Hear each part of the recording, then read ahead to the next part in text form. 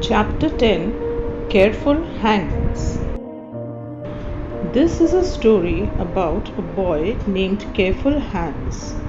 He followed instructions but without understanding them, where what instruction is to be followed. So, through his story, we are going to learn to follow instructions or to do things with understanding, not without understanding. Once upon a time, there lived a boy called Careful Hans. He lived with his mother. One day, his mother had to go out for some work. Before going out, she said, "Hans, why don't you go and spend the day with your grandmother?" So, mother had to go out, so she told her son Hans to go and spend the day with his grandmother. So Hans went to his grandmother's home. There he played all the day long. In the evening, when Hans began to miss his mother, he said to his grandmother, "Goodbye, grandmother, now I'm going home." He wanted to go home in the evening. "You must come again, Hans. You have been a good boy," said his grandmother. So grandmother gave him a needle to give it to his mother. "Take this As Hans walked down I the will," road, said Hans. a hay cart passed him slowly. Hans stuck the needle into the load of hay and kept walking behind it. But when Hans almost reached his home and tried to find the needle, well, who could find a needle in a haystack? Haystack is the big load of dry grass. That is haystack. So if you put a needle in it, you will not be able to find it. So Hans was also not able to find it then. When mother learned about it, she did not know what to do with the boy. She couldn't understand what to tell him. Then she told him, "You put the needle in the haystack." She gasped. Means she got angry in a way, and she told him that and got breathless, literally. "Why didn't you put it in your sleeve? You could have just pinned it up in your sleeve," she told him. "The next time I will do so," said Hans. He said he'll do it the next time. The next time, Hans put on his cap to go to his grandmother's home. His mother asked, "Where are you going?" "To grandmom's home," said Hans. "Okay, Hans, be a good boy," said his mother. "I will, mother," said Hans. He was following the instructions, of course. At his grandmother's home, he played all day. In the evening, he went to his grandmother and said, "Goodbye, grandmother, I'm going home." Now in the evening again, he wanted to go home. All day he loved to play with in his grandmother's home, but in the evening he wanted to go home. So he was going home and he said goodbye to his grandmother. "All right, Hans, you've been a good boy," said grandmother. "Take this knife to your mother." She gave him a knife this time. "I will," said Hans. Hans took the knife and put it in his sleeve. What his mother had told him to do with the needle. What mother told him to do with the needle, he put the knife in the sleeve instead of that. Then he walked home. "Good evening, mother," said Hans. "Good evening, Hans," said mother. "What did grandma say to you?" "This time she gave me a knife." "Where is the knife?" mother asked Hans. He says, mother asked him, "Where's the knife?" Then he says, "I put it in my sleeve and I cannot find it," said Hans. He had put it in the sleeve, now he cannot find where the knife is. "What a foolish boy! You should have put the knife into your pocket," said his mother. "I will do it the next time." Now what happened? The knife fell down from the sleeve. Mother said that you should have put the knife in the pocket. It wouldn't have fallen down. So he says that I will do it the next time. The next time Hans was leaving for his grandmother's home, his mother said, "Be a good boy, Hans."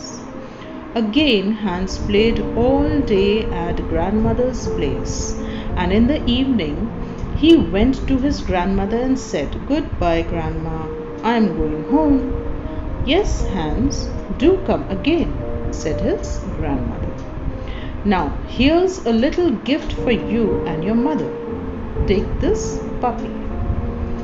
"Oh, I would love to play with the puppy all day. Thank you, Grandma." He was very happy to receive the puppy. And he said, "Thank you, Grandma." And he started to go back home. On the way home, Hans took the little dog and began to put it into his pocket. Now, can you believe that what he was doing? Just what his mother had told him to do with the knife.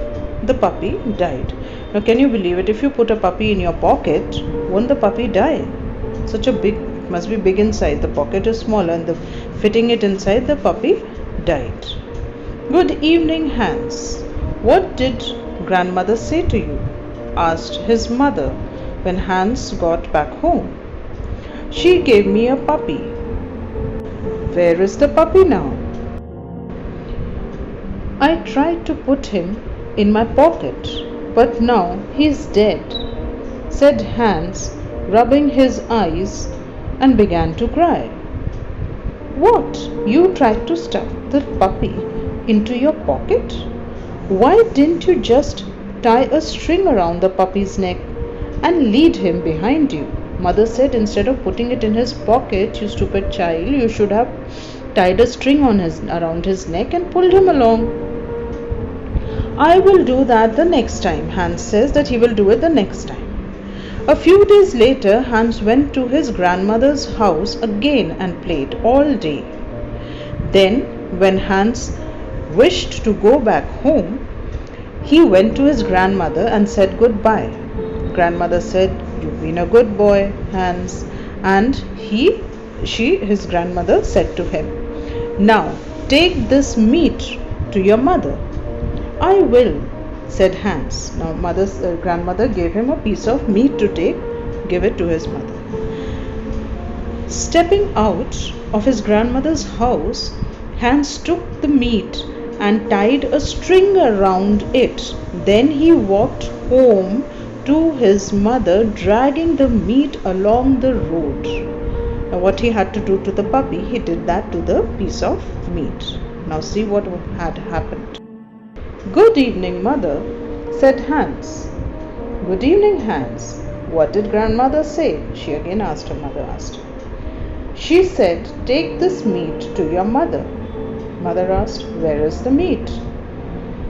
"I tied a string to it and dragged it on the ground behind me, but the dogs ate it up all," said Hans. Hans said that he told his mother that he tied a string and dragged it behind him, but all the dogs on the road, they ate up the meat. "How come it never occurred to you to wrap the meat up in paper and carry it on your head?"